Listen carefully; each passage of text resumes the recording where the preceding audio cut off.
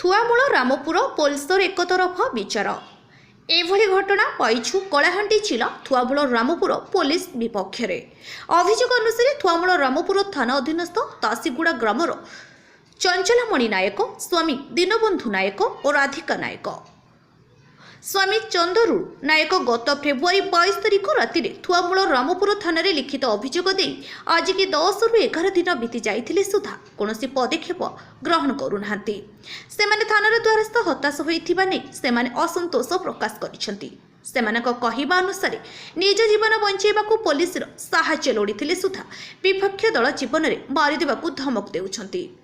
एने सेमाने इतस्तत होई साहाय्य लोड़ुथिबा दृश्य सामनाकू आसीछि।